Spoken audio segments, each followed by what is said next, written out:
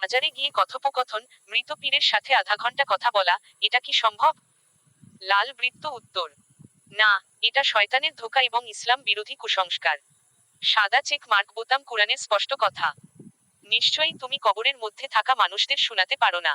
সূরা ফাতির 35-22। লাল বৃত্ত: কবরের মানুষ শুনে না, কথা বলে না। এটা যদি কেউ দাবি করে, তাহলে হয় সে মিথ্যাবাদী, না হয় সে জিন বা শয়তানের ধোঁকায় পড়েছে। পুষ্পিন: কেউ যদি কবরের মধ্যে শুনে ফেলে বা পীর কথা বলে, তাহলে এটা শিরকের দিকে নিয়ে যেতে পারে। নীল রঙের বড় হিরে প্রশ্ন: আজকের দিনের পীর, হুজুর, হুজুরের হুজুর, এদের দাবি কিভাবে যাচাই করব? সাদা চেক মার্ক বোতাম সত্যিকার অলির বৈশিষ্ট্য, সহিহ হাদিস অনুযায়ী। ইমানদার ও তাকওয়াবান। সূরা ইউনুস 10-62-63।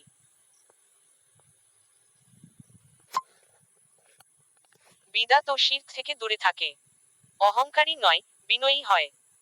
মানুষকে আল্লাহর দিকে ডাকে, নিজের দিকে নয়। পুষ্পিন: যদি কেউ নিজেকে আল্লাহর অলি বা মেহবুব বান্দা বলে প্রচার করে, লোকের সামনে নিজের অলৌকিকতা দেখায়, বুঝে নিবেন এটা অলিত্ব নয়, অহংকার। নীল রঙের বড় হিরে হাদিসের গুরুত্বপূর্ণ সতর্ক: যে ব্যক্তি এমন কিছু জিনিস ধর্মে যুক্ত করল যা আমাদের ধর্মে নেই, তা প্রত্যাখ্যাত। সহিহ বুখারী 2697, সহিহ মুসলিম 1718।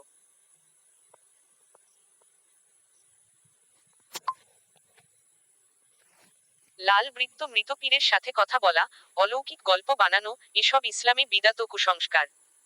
নীল রঙের বড় হিরে উপসংহার: ইসলাম কি বলে? অলি থাকা সত্য, এখনো আছে।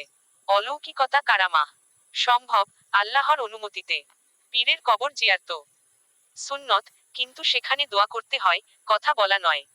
মৃত পীরের সাথে কথা বলা শয়তানের ধোঁকা, ইসলাম বিরোধী। সব পীর কি আল্লাহর অলি?